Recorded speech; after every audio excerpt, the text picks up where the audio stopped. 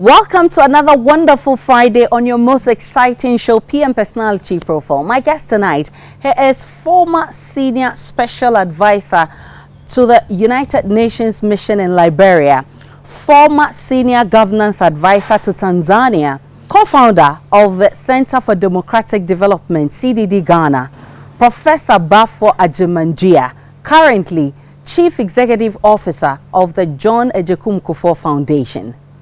I'm so excited to see you. How are you? I'm pretty good, and thanks a lot for coming to my home today. How have you been? Very well, very well. I'm doing quite good.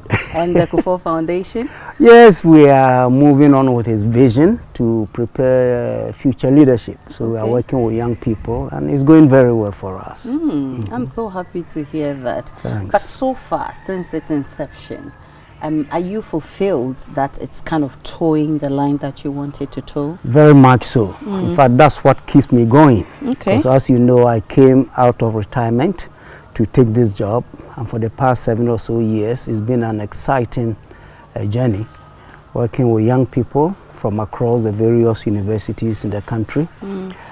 Programs, leadership camps that we take them for 2-3 weeks outside Accra every year. So it's very fulfilling, and I'm hopeful that these young people we are working with, hopefully in the future, will become responsible leaders in whichever capacity they find themselves. I hope so too. Yes. But let's start with your service outside the jurisdiction. You've worked with the UN mission in Liberia. You've worked all the way in Tanzania. You've been to Nigeria. You've been to Sierra Leone. All these, some of them are war-torn countries. It looks quite threatening to work there. How has the journey been so far, and what would you say are the takeaways? Well, with working with the United Nations, it's one of the most exciting moments I had in my life. Fortunately for me, when I went to Liberia, the conflict was over. So I went at a time when they had an elected government in place, with President Leif Johnson as president. And so my work was, in that respect, non-threatening. Okay. I work very closely with the governance institutions of the country. And of course, occasionally I will accompany my boss to the president, to other ministers, all in terms of helping the country to quickly recover from the devastation of the war. And that was very, very fulfilling for me. In Tanzania, where I was with the United Nations Development Program, UNDP, I also worked very closely with governance institutions. Some ministers I remember very well, Justice Minister, and many of them. The commission, their anti-corruption commission, I worked very closely with them, helping them to develop their anti-corruption strategic plan, and many others. So these were, for me, rare moments in my life to have that kind of unique opportunity to relate to people who otherwise I can never get close to. So those were wonderful moments. In the other countries, I went mostly as election observer for the Commonwealth, as well as for the NDI, the National Democratic Institute of Washington, D.C. And that took me to Zimbabwe, Cameroon, Sierra Leone, Nigeria, to assist with organizing civil society groups to support elections, as we do in Ghana. So I think it's the rich experience I got from CDD that really sent me on this kind of African mission. And it's been a wonderful experiences that I've had. What were the lessons for you as far as African elections are concerned? In fact, it's one of the key subjects I've tried to reflect upon and write in my own autobiography. And when I compare these experiences with what we have in our own country, then of course a lot of lessons can be drawn. First of all, in Zimbabwe, for instance, I went during the crisis, serious conflict between the so-called veterans and the white folks in Zimbabwe. And myself and my group, we visited many farms and camps where we interacted with these so-called veterans. And that was an eye-opener, seeing the destruction that elections could bring to a country. In Sierra Leone, again, I went after the conflict, but I saw the marks all over the place, including a visit to the amputee camp where young people whose hands and legs have been amputated, trying to live their lives. That was also sobering. As a result of, again, elections. In Liberia, you know, the war occurred after the botched elections by Samuel Doe that cascaded into a major civil war. Wow. And again, you go to Liberia, at the time I was there at least, the marks were all over the place. These countries were already very poor countries. So when you bring this upon yourself, then I don't know where you go. Yep. They really hit the rock bottom. So for me, in this country, as we head towards election every 4 years, we have to take note. And fortunately, a lot of Ghanaian soldiers were in both Sierra Leone and Liberia. They've seen the effects of civil war coming mainly as a result of elections. And therefore, I'm sure they are prepared to make sure that these evils do not befall Ghana. So I'm very confident that by and large, Ghana, we can move on without much. That was great experience right there. But back here in Ghana, you co-founded the Center for Democratic Development, CDD Ghana. Yes. What was the motivation in the first place? Very interesting question. You know, when I decided to leave teaching, I taught for 15 years in the US, came to Legon as a Fulbright professor for 2 years. And instead of returning to the US, I decided to stay put. And I picked a job with the IEA, the Institute of Economic Affairs. That's where I really cut my teeth for civil society work in Ghana. Okay. And 2 years later, my good friend and brother and colleague, Jima Bodi, and I decided to form the CDD. It was directly in response to the new democracy that we have gotten and the concerns that if civil society was not strengthened, better organized to support the new opening, we may suffer a relapse. So founding the CDD was our way of providing the needed support, advocacy, what have you, to ensure that we do not have a fallback on this. And as you know, our main vision had been to promote democratic governance and good governance. And I think by and large we've done very well. And I should say that the time we founded the CDD, the late President Rawlings was in power. And as we headed towards the real transition, when Rawlings had to leave, there were all kinds of very interesting suspicions and you know, so our work was both public and private. Okay. The private side was to find a way to get the key stakeholders to relate in such a way that there will be no open conflict. And that was the private side. The open side, the public side, was the many seminars and workshops that we organized for Parliament at the time. Justice Annan was the speaker. We worked very, very closely with him. Even the current speaker, Alvin Bagbin, may recall that he used to be with us at our seminars and all that. So we work with all these guys to help to consolidate the democracy that we have found. And again, we look back and we can be happy, even though, as we speak, there are still serious challenges that we need to overcome. That's why I'm going to ask you, what's your general impression about governance in Africa and, for that matter, Ghana? Are we practicing good governance? Largely no, for all kinds of reasons. And for me, the primary reason has been our inability to understand democracy and make it fit our culture and our tradition and our history. You see, democracy has two sides of the same coin. One side relates to what we call the principal democracy, which is the values that are universal. Freedom, liberties are not reserved for white people or black people or Asians. It's universal, irrespective of where you come from. So if you study democracy, you know that there are certain values that seek to enhance human progress.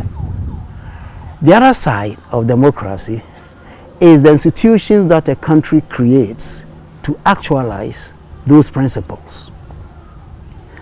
And those institutions, if you take in the Western notion, is the division of power among the three pillars, the legislature, the executive, and the judiciary. Then beyond that, all kinds of institutions that nations, democratic states must institute in order to ensure that the values that I mentioned earlier are properly spread around. Okay? Freedom, justice, equality, all these kind of interesting precepts that all human beings are deserving of. I think the biggest challenge we have in Ghana and Africa generally, that it seems to me we have copied democracy blindly. We are just quick to adopt the structures and the institutions of Western democratic nations without due regard for our histories, our culture, and our tradition. And these days, the best example I make is that if you consider the fact that in Ghana, land belongs to traditional rulers and families, not the state. Yeah. In Tanzania, where I work, President Nyerere succeeded in taking over land for the state. So as if you want a piece of plot in Tanzania, it's easy to go to the office and no claims, no chief coming your way. But we don't have that. So if that is the case, and you know land, if you do economics 101, factors of production, land is one, okay? And if the owners of this are excluded from decision making concerning their people, then you have a problem. Secondly, just look at it. It seems to me that Ghanaians generally are more loyal to their traditional rulers than elected politicians. Yeah. And you see this openly when you go to festivals and other occasions. You see how people venerate their chiefs and queens. It's not the same. For the politicians, mostly they will pay money for people to come and herald them. Yep. But the chiefs not like that. So it seems to me that in our democracy, for instance, we should have considered very seriously the role of these chiefs, not on the national level, because chiefs do not have national platforms. Yeah. They have platforms that they control in their traditional areas. So in those areas, what role do we give them to play? You see, so when we talk about constitutional reforms, for instance, this is one of the key issues I raised, that we should find a proper role for our chiefs in their localities, so that they can lead the mobilization of people, resource assets for development, rather than waiting for ministers and others from Accra to come and determine where you put your toilet and that kind of stuff. Yeah. So for me, that's some of the drawbacks we have in our democracy. And you can find that across board on the continent. And also the over concentration of power at the center, in terms of the executive versus the other branches, and how even the attempt to decentralize that is spelled out by the Constitution has not been seriously pursued. Yeah. So as we speak, after almost 30 years of the Fourth Republic, discounting the other republics, we still don't have effective local governments. So what we have today is politics from top down, not politics from bottom up. Yep.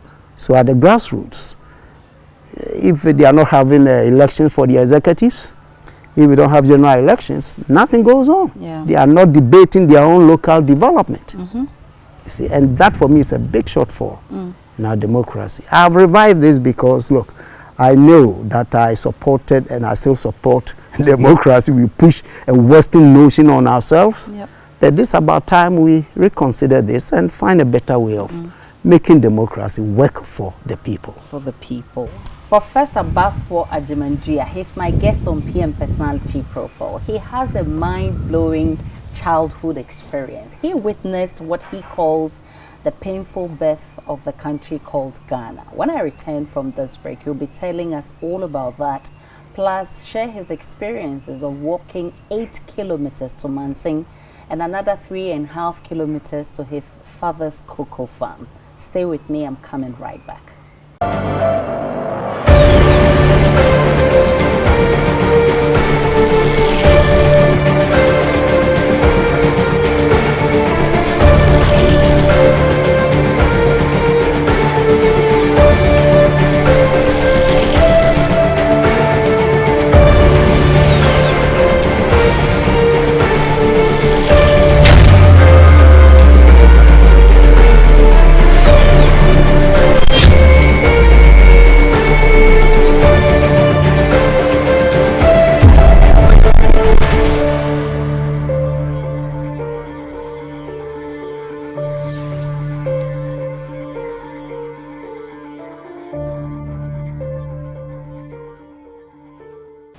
Welcome back to PM Personality Profile. My guest told Professor Baffour Agyeman-Duah. He's CEO of the J.A Kufuor Foundation. Prof, so you were born in Bisiase, right? Yes, my hometown. What were your parents doing in Bichim? They migrated from our ancestral home in Bisiase, Jesu Bisiase, to Bichim to farm. You know, my father was a carpenter, but combined that profession with cocoa farming. And in the 50s, I think that area was very rich in cocoa production. So your father was rich? Rich in cocoa production. He was a carpenter. But he did his farming, and we went to Bichim, and that became our home for a very long time. Okay. I got back to Bisiase in my adult life. Okay. Otherwise, Bichim has been home for many decades. So both your parents are Ashantis, right? Yes, my mother from Bisiase and my father from Achenkrom, which is just a few kilometers apart. Okay. It's like forming a triangle with a Jesu. So a Jesu, Achenkrom, Bisiase. Okay, so where did you grow up? In Bisiase or in Bichim or both? My parents migrated from Bisiase when I was about 2 years old. Okay. To Bichim. So actually my growing up was more in Bichim because that's where I stayed, went to school, and later on stayed 5 miles away in the town called Jumo. I went to a primary school there, then went to Techimentia 3 miles away for my middle school. So I did a whole middle school living certificate, as used to call it, MSLC, in the 60s. Okay. Techimentia actually is where I graduated from the middle school, Techimentia, which is just about 8 miles from Bichim. Yeah. Okay. How was growing up like? Share some of the awesome and terrible moments with me. Oh my goodness, Aisha. Growing up was fun. You see, fun not in terms of having parents with cars and good houses to live in, but just being natural in a way. Okay. Both my parents were not formally educated, but they were very smart people, especially my mother. Okay. As I said, my father was a carpenter, a farmer. My mother was a farmer and a trader, combining the two. And both worked very hard to sustain the family of 7 before my father passed away when I was 10 years old. Okay. And my mother continued the farming and the trading. One thing wonderful about women, Aisha, is how they are able to juggle between amongst trades, you know, just to sustain a family. Yeah. My mother will grow corn when it's the season and will boil and sell corn. When her plantation of what you call cocoyam was up, she will be selling cooked cocoyam. Okay. At the same time, he used the dry grain to do aprapransan and other kinds of things. So year round, in addition to coming to Kumasi to get pieces of cloth that he will sell in the evening. So year round, my mother was working. Wow. And that has given me a very interesting perspective of women generally. I adore women, motherhood. Okay. Because I think most men would tell you that without their mother, perhaps they won't be where they are. Yep. And that was my mother. She was very, very industrious. But at the time, there was no middle school in Jumo where I was. So I had to walk 3-4 miles every day to school and back. Okay. So that's what I did until I completed Form 4, as we used to call it at the time. And then came back and stayed with my mother. And didn't know what I wanted to do. I understand today you want me to sing, and I don't know if I can, but I'll tell you a funny story. You see, after finishing school and finding nothing to do, nobody advising or guiding you, and you're on your own more or less. So I thought I'll find something myself. Okay. And that time there was a band in Bichim called Sanyos International. Okay. I joined the band, started like being what they call them konkadi. This with the boys who follow bands and unpack and pack things after the show. Okay. So you join them, you go to the village to perform, you carry the instruments, assemble it, then you just follow them. Okay. So after some time I thought, oh, I can be a singer, because you know I didn't have anything to do. So one day, Bani was the band leader. He said, okay, I should come and sing. But you see, I knew a song called by Prince Buster. It's an old song. That simply relates commandments to a woman. So it's in a monotone. 10 commandments of man given to a woman, da da da. Very funny song. So that day I performed so well. Barney and his bandsmen believed I was such a great singer. So they were going to allow me. So we went to their contact to perform. This was in the 60s, by the way. Okay. And Barney asked me to come and sing James Brown. Papa's got a brand new bag. Oh, good. See, that song, the pitch is high and comes low. You know James Brown? Yes. I had practiced once or twice, so I thought I could sing it. Aisha, I tell you. When the band struck, they called me to the microphone. I stood behind the microphone. Then I started feeling some chills. The bandsman gave me the signal to proceed. I opened my mouth and the decibel was like 3,000. I tried again, it fell flat. So Barney just signaled me to come, leave the floor, come and just stay here. Was that not the boy who sang so well the last time? You know, but you know what? What I learned from that, because after we went back, I told myself, singing is not my fault. If I'm gifted in anything at all, it cannot be singing. And that night, I decided not to follow the band. No. Goodness. You see. And anytime I recall this story, I say, God works in mysterious ways. Maybe you didn't practice enough, that's why. No, just that I don't have a voice for singing, period. I just didn't have a voice. Still, I don't think even I enjoy music, but I don't think talking about career path, your father was a carpenter. That's correct. Why didn't you follow his path? Very interesting point. I told you my father passed away when I was 10 years old. Oh, so probably that wasn't. But you know what? Parents have a way of passing on their skills to their children, but it wasn't me. Okay. Because the third son of my father was the one my father deliberately sought to initiate into carpentry. Okay. Because as little as the boy was 2-3 years, he would take him along to the shop and put him on the bench and show him how to saw the wood. Okay. So I think that was the one my father was trying to bring up, to take after him. So in Bichim, which school did you attend? The class 1 was the RC primary school. Okay. The Catholic school. And when I moved to Jumo, I continued the primary school, Roman Catholic. Okay. In fact, that's how I became a Catholic, through the school. And then after P6 at the time, you go to middle school. And because there was no middle school in Jumo, I had to walk every morning 4 miles to Tachimentia to complete the... So how was school life, aside walking that long to go to school and come back? How was school life? You see, if you don't know much, whatever you have makes you happy. Okay.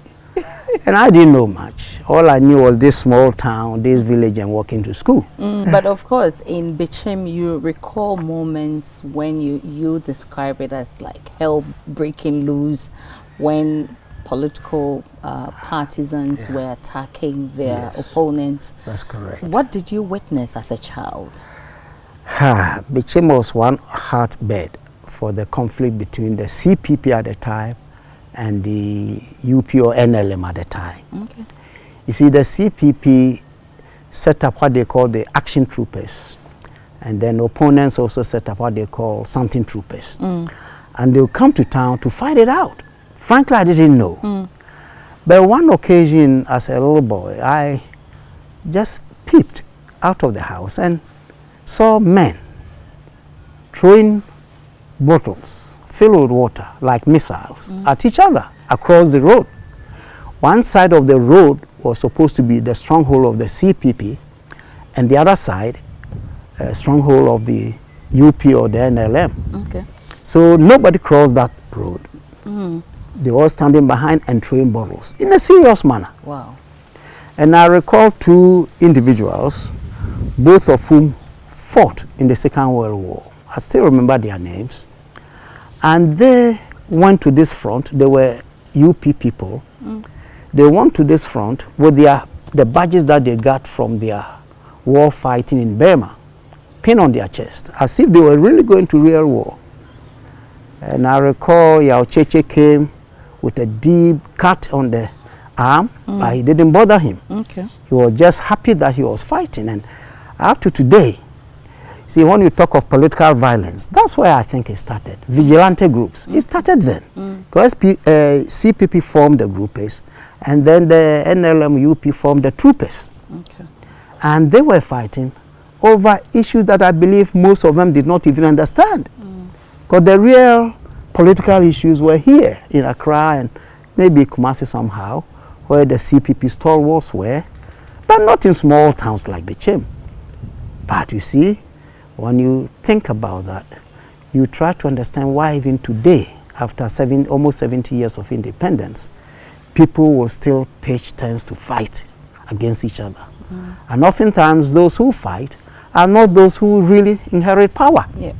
Even when their supporters or the people they follow gain power, they gain nothing from it. Meanwhile, they have been maimed, and so that thing goes back. And anytime I reflect on that, it affects the way I see our politics today. Whether there is a possibility of even changing course in terms of how we organize ourselves for politics. Okay, so Very at what point did you find yourself at Yamfo? Oh, Yamfo is Yamfo is when I finished elementary school. Okay. And I did a little work as a lotto receiver. And then I did privately study GCO levels. And once I get 3 or 4 passes, I found myself a job as a people teacher. Okay. So I went to Yamfo for 1 year to teach as a people teacher. Okay. That's long ago, isn't it? How was the experience like? You teach them and you said, do you understand? No, say, which part, the whole show? Did you experience that? I did, small town then. You know, very interesting, fascinating experiences. And frankly, when I look back and I look at my country, I have so many things to be grateful for. Teaching was good because, again, you are helping young people to develop their knowledge and their skills and their talents. And I've always been fascinated how young people achieve that. So teaching came naturally to me. Okay. And I enjoyed it very much in Yamfo. Yes. So you did O-level common entrance? There was no common entrance. Okay. In our time, you took the common entrance when you were in Form 2 of the middle school. Okay. Then those who could take it and pass leave and go to secondary schools. Okay. Those who couldn't take it for whatever reason continue to the middle Form 4. Okay. Then you get the middle school leaving certificate, okay. MSLC. Then with that you come out and look for a job. Okay. And you did all of that at the Catholic? Yeah, the middle school was a local authority. They call LA Middle School. Middle school, okay. That's what I did at Tachimentia. And it was after that that I came back to Bichim, became a lotto receiver, on and on and on. Then became a people teacher after I did the O-levels privately. Yeah. And mind you, we are not talking about an environment like Accra where you see other so-called educated people and you can learn from them, you can be inspired by them. When you are in small town in those years, there's nothing to inspire you. So once you finish school. Okay. So it's left to you on your God generally, unless somebody with a great heart decides to hold your hand and take you somewhere. So the fact that my parents were poor, the fact that 8 of us live in the same room with my mother on the bed and the rest of us on the floor, those things didn't bother me. But I always believed that somehow there will be a break. And interestingly, all 9 of us, 2 passed away. The first 2 passed away just about 3 years ago. Oh, sorry. But all of us were able to find our ways. Okay. Well, most of us went to universities on our own, mostly abroad and that kind of stuff. And at what point did you want to become a Catholic priest? Can I sip a wine on this one? Because in the Catholic Church we take wine. Please do. I'm just kidding. You know, what I told you I did O levels, and I took it again and got passes in 5 subjects. Okay. So I was in Yamfo as a people teacher. When a certain seminarian came on pastorals, we became friends. And I asked him in conversations, well, seminarian, what does it mean? What you doing? Blah, blah, blah. I was a Catholic, but I didn't know about priesthood then. So through conversations, I realized that, this is an interesting. Whether I wait for the good Lord to call me or I may call myself. You called yourself? Yes, yeah. Because I literally walked to the cathedral to see the Vicar General to say that I want to become a priest. Okay. He wasn't sure about me. He said, go and think about it for 4 weeks. I did. Came back, showed him my certificate for the GC, qualified for 6th form. So, okay, then we send you to Amisano, where the Catholics have their 6th form education at the time. Okay. So I went and did 2 years of 6th form, passed, and went on for another year at the senior seminary. Then I decided I want to change course. Why? Because I realized that wasn't my path. The good Lord knows the path for you. So if you force yourself, it won't come. You won't get there. But you called yourself. I called myself, then the good Lord kicked me out. He said, this is not the place for you. But what were your reasons? My reason was truly to do human work. I'm very much interested in humanistic ventures, you know, human progress, human development. And again, if you get my autobiography, you see that as a kid, I was impressed with the Catholics, the training college in Bechem, the way the Catholics are organized, the schools they run. In our days, in the mid-50s to late 50s, the Catholic Church was supplying milk and cheese for impoverished kids, all kinds of things. Okay. That is what compelled me to think that, look, if the church can provide all these services, then that's where I want to be. Is it not because you found out that as a Catholic priest you won't be able to marry? Oh, I knew that before I went in, Aisha. I knew that before I knew that long before I went in. You took that bold decision? Because I was a mass server, I knew the priests, they didn't have, Aisha, no. That wasn't an issue at all. You decided to step back, you were eyeing some girl. Aisha. No. You know, look, when I get to do something, I fully dedicated. Okay. You may find that with me in all spheres of life I've been.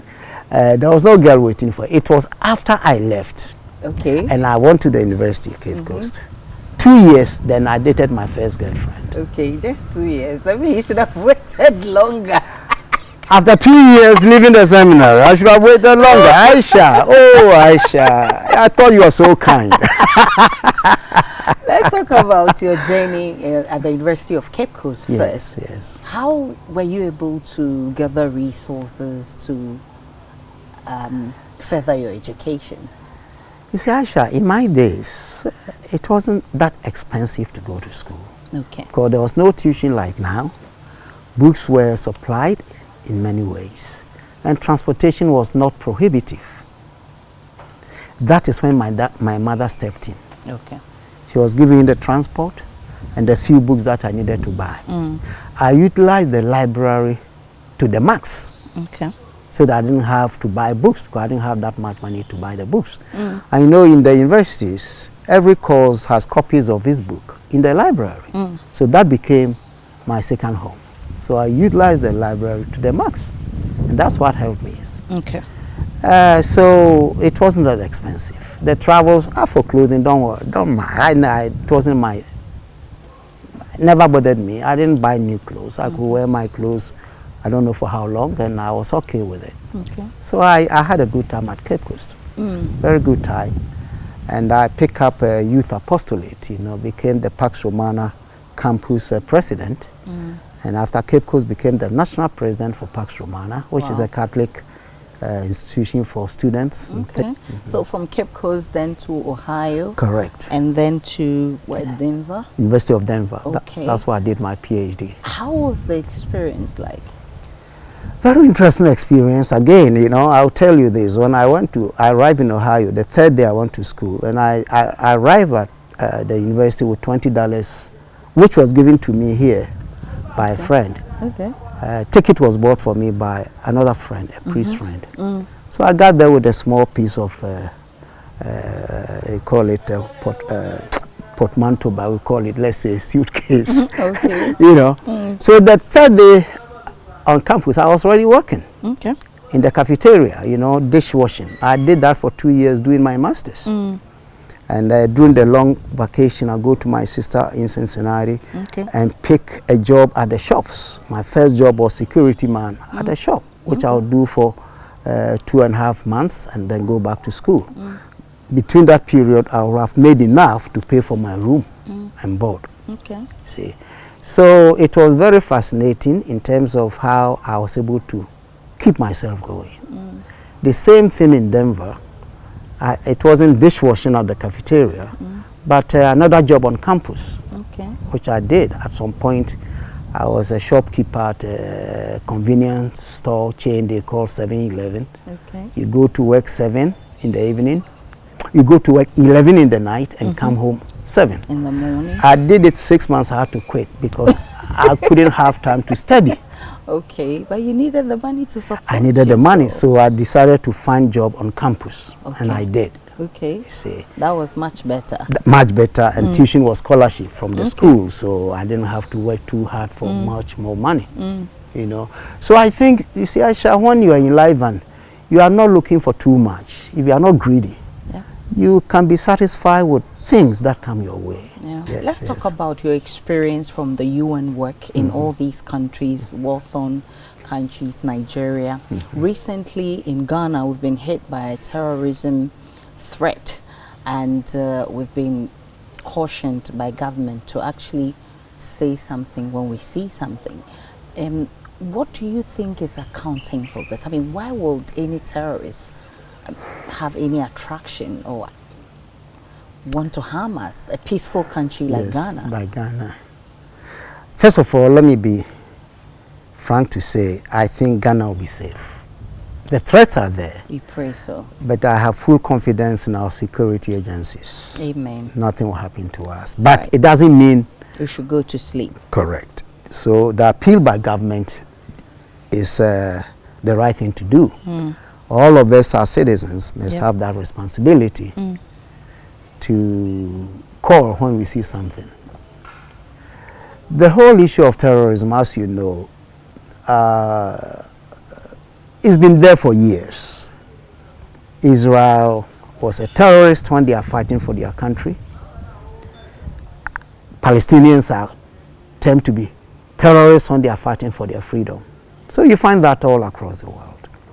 But in Africa, I think the upsurge of Islamic fundamentalism that came as an offshoot of what's going on in the Middle East, coming to these the Mediterranean countries or in Northern Africa, and then got exacerbated by the brutal way Gaddafi was overthrown and excessive armaments that occurred. That, I think, gave the way for the Islamist fundamentalists and others, whether they are Islamic fundamentalists or not, I don't know. But at least in Nigeria, the founder of Boko Haram claimed that they were Muslims, making sure that we don't get Western education. So that extreme kind of thinking has led to perhaps their revival of what they in history we call the jihad. When the Muslims had to go and proselytize people by force, just as Christians did with crusaders. Okay, so we have had these problems with us. Now, in terms of our sub-region, because of the political instability and the general poverty that prevails, such groups can easily take advantage, okay, to infiltrate. To do what? Good question. Nobody knows, but once they get hold, I think they become uncontrollable. That's why I think the government is doing well at the moment, and the security agencies in particular from what I know of them. And you know, there was a time I worked very closely with the Ghanaian forces. Okay. I think they are more than capable of meeting the threat. But all the same, we should not relax at all. We should all do our bit to make sure we don't have this evil visiting us in Ghana. Definitely so. But of course, coming back to the Kufuor Foundation, what's the most important reform you think we need to get the youth to think along the lines that would actually help improve our country? Great question. It's a question that really touches me. My thinking is that we need a new orientation in the country. Orientation that moves us away from thinking that politics is the only means of survival in the country. Yeah. Our politics seem to have created the perception that you can do well only when you're in politics, because examples are abound. Yeah. Young people finish university with nothing behind them in terms of accomplishments or anything. They join political parties, indulge in all kinds of, I don't need to repeat them, their party wins, and immediately they are ministers of state. When you get to that level, first of all, it breeds corruption. Because you cannot be a minister without your own house, so you seek to build a house. Yeah. You cannot be a minister and ride in a Volkswagen, you seek to buy four-wheel drive. Definitely. And on and on. That, for me, is one of the biggest challenges, fighting corruption. The other part is that the young people, as your question required me, the young people look at this as an example. So if you interview young people in high schools you are going to discover something that will shock you. Okay. Most of them are looking to become politicians. Or even if they are going to join the public service, they are looking at the job as a means to make money, but not as a means to serve. So when I talk of reorientation, that's what I mean. But I also recognize that people of my age and others, it's too late for them to be reoriented. Okay. Too late. So I'm more interested in the younger people from kindergarten. I think strongly that our curriculum from kindergarten to the university should have an infusion of civic studies. When I was young, in primary school, there was a course everybody to call civics. Okay. Civics. That's where you learn about government. You as a citizen, your responsibilities. Even crossing the road, zebra crossing, you are taught how you do that. To be patriotic. Exactly. We don't have that. And I think it's important we do that. Look, in the United States, from kindergarten, they learn America is the greatest country. Okay. In high school, they take a course called American Government. Okay. In the university, everybody, whether you're doing science or whatever, you take American Government. Okay. See, that's why Americans have, forget about the rest and stupidities of them, you know, in terms of what they are doing lately and all. But seriously, Americans love their country and they will die for their country. Yeah. And generally speaking, they are honest. And these things are learned from infancy. Okay. This leads me to the question about corruption. It has eaten so deep into our skin. What would it take to get corruption out of our system? First of all, let me repeat what President Kufuor said when he was president and people lambasted him, that corruption is from Adam. You remember?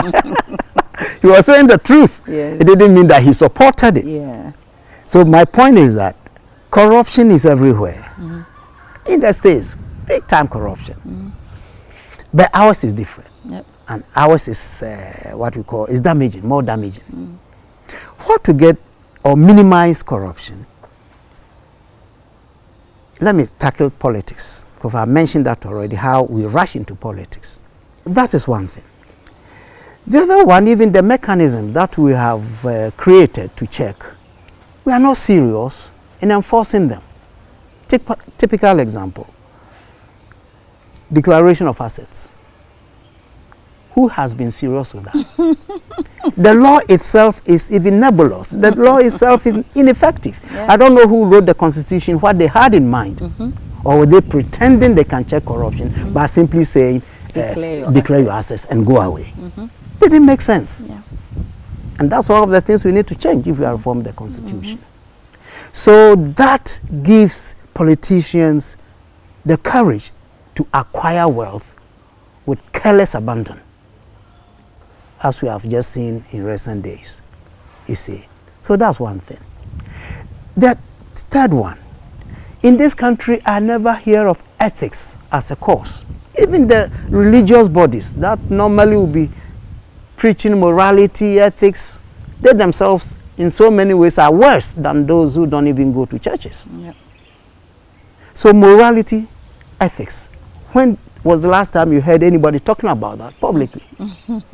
Seriously, Yep. Aisha, nobody talks about that.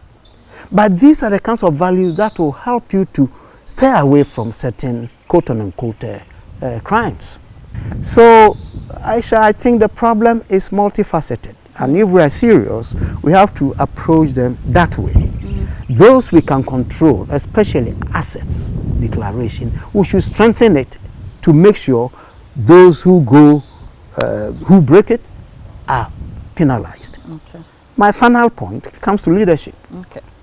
Because leaders have a way of impressing on their citizens certain behaviors, accepted or not accepted. Very important. Very important. Leaders will show the example. So if you're a president and somebody is even alleged to be corrupt, have the courage to have proper investigations. And if the person is found to have been corrupt, give the penalty. Yep. Because he voted for you or he gave you money to become president or whatever. Those things are killing us. Yeah. Our leaders have not, generally speaking, have not been forthright in condemning that kind of behavior. So those who are in public positions don't seem to be bothered by their behaviors. I am so excited sitting with you. Thank you so much for the good work you're doing. I'm sure family is also proud of you. They tell me that all the time. But thank you very much. I met your wife and I can tell that she's so proud of you and she's been very supportive as well. Correct, you're right. Which among your kids are towing your line? 2 boys. How many of them? 2 boys. Okay. Kwasi is humanist at heart, but now he's doing mental health in the US. Okay.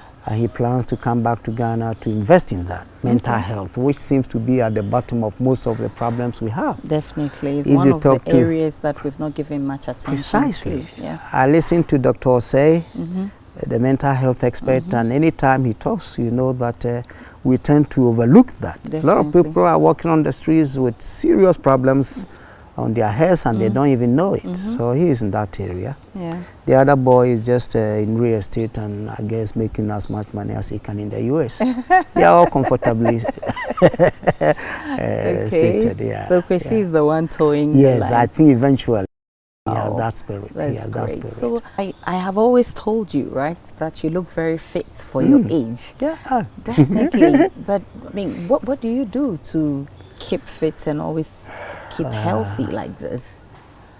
First of all, you need to have some self-discipline in whatever you do, It's especially eating. Yes. I stay away from certain foods, meats and all.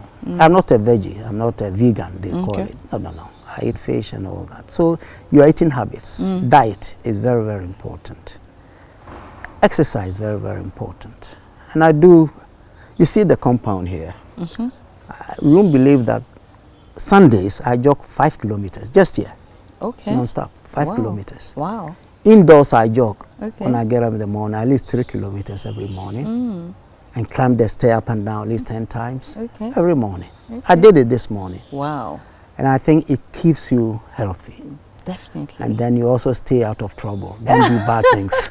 That helps So you. after all said and done, what do you do to relax? You know, I used to play draft. Okay. But for a long time, I have not been doing that. So what I do to relax, frankly, writing. I like writing. Wow. I've done 5 books, but I'm on my last one that I think that will be the finale, grand finale. Okay, tell me more about those books and what really motivates you when you're writing. Oh, the first 2 books were really, 3 books were academic. Okay.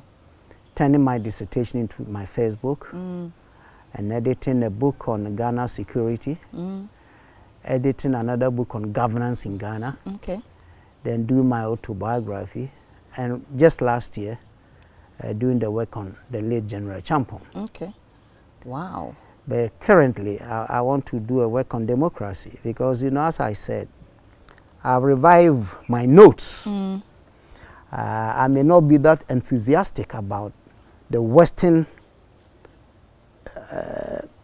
conceptualization of democracy and how they work it, that we have imposed on ourselves.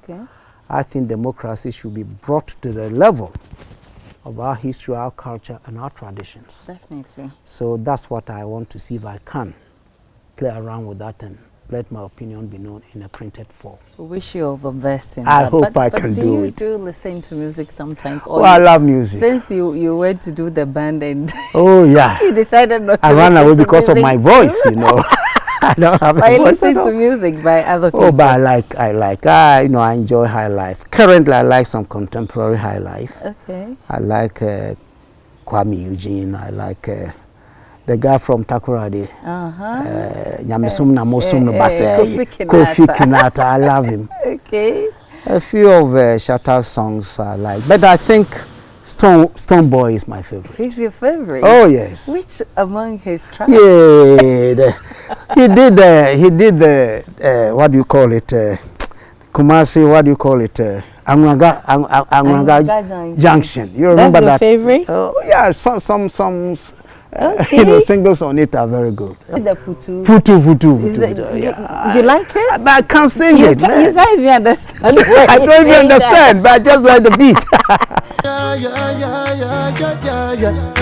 Yeah. Why? Samputuma putu. Samputuma poto. Sampatama zuku. Manganana the chef. Yes. Marabi. Nobody. Wanna be nobody. And nobody. Wanna be nobody. Want chogobi. Wanna be chogobi. Want chogodi. Ba. Sampa. Pray. You go better. Pray. Come on. Solema. Come on, you get better. Solema. Oh, Prof, thank you so much, Prof, for talking to us. I must say, I have really learned a lot, and I'm so excited sitting with you. God bless you for contributing your quota to make Ghana a better one. Thank you. Viewers, thank you so much for watching. Same time next week, another interesting edition of PM Personality Profile will be coming your way. My beautiful dress is made by Needle Thread Designs. Visit them at 34 West Loop, Tesano, or call them on 0543196451. My beautiful hair was styled by Rashmo City. Call them on 05582666028. And my makeup products are supplied by Ultimate Glamour. Visit them on the Legon campus or call them on 0506012627. My name is Aisha Ibrahim. Remember, I'll be going in there to have some tips on how to stay healthy from the Prof himself. My name is Aisha Ibrahim. Enjoy the rest of our programs. Yeah. Why? Samputuma putu, Samputuma petre, Sampatama zuku, Wanganana the chef. Wadabi, Marabi, and nobody. Wanna be nobody, and nobody. Wanna be nobody, want chogobi. Wanna be chogobi, want chogodi. Ba. Sampatama petre, Sampatuma putu. Sampatama pocho, Sankatanga puchu, Sampatama pepe, Sampatana pumpu, Sampatana pepe.